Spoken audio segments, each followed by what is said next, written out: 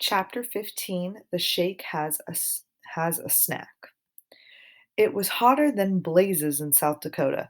I started getting worried in Sioux Falls when Gramps took off his shirt. Passing Mitchell, Graham unbuttoned her dress down to her waist. Just beyond Chamberlain, Gramps got off the freeway and took a detour to the Missouri River. He parked the car beneath a tree overlooking a sandy bank. Graham and Gramps kicked off their shoes and stood in the water. It was quiet and hot, hot, hot. All you could hear was a crow calling somewhere up river and the distant sound of cars along the highway. The scorching air pressed against my face, and my hair was like a hot, heavy blanket draped on my neck and back. It was so hot you could smell the heat baking the stones and dirt along the bank. Graham pulled her dress up over her head, and Gramps undid his buckle and let his pants slide to the ground.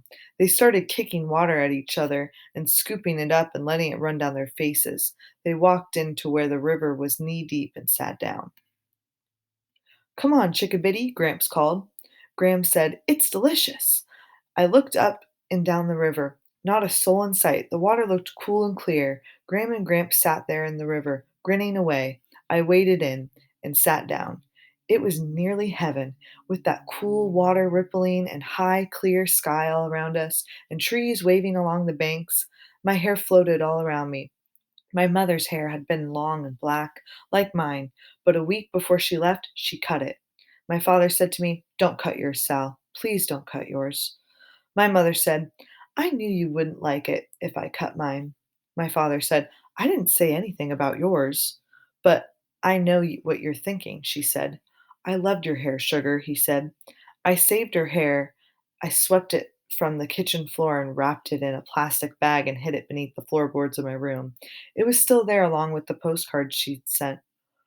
As Graham and Gramps as Gramps and I sat in the Missouri River, I tried not to think of the postcards. I tried to concentrate on the high sky and the cool water. It would have been perfect except for the ordinary crow calling away, "Car, car, car." "Will we be here long?" I asked. The boy came out of nowhere. Gramps saw him first and whispered, "Get me get behind me, Chickabiddy. You too," he said to Graham.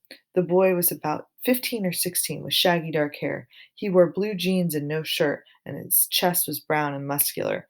In his hand he held a long bowie knife, its sheath fastened to his belt. He was standing next to Gramps' pants on the bank. I thought of Phoebe and knew that if she were here, she would be warning us that the boy was a lunatic who would hack us all to pieces.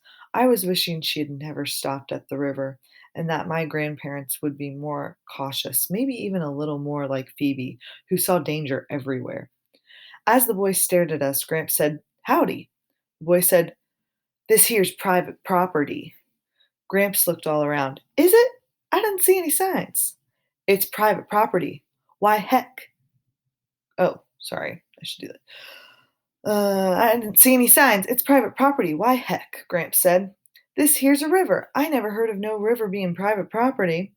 The boy picked up Gramps' pants and slid his hands into a pocket. "This land where I'm standing is private property." I was frightened of the boy and wanted Gramps to do something, but Gramps looked cool and calm. He sounded as if he hadn't had a care in the world, but I knew that he was worried by the way he kept inching in front of me and Graham.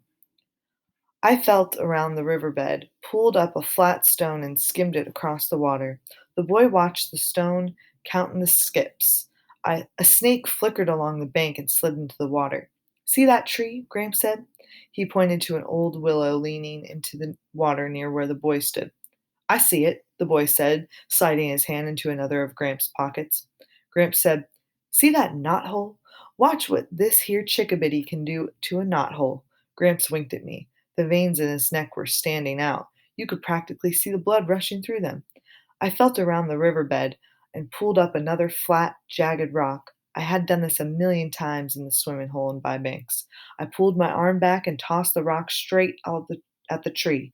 One edge embedded itself in the knothole. The boy stopped rummaging through Gramps' pockets and eyed me.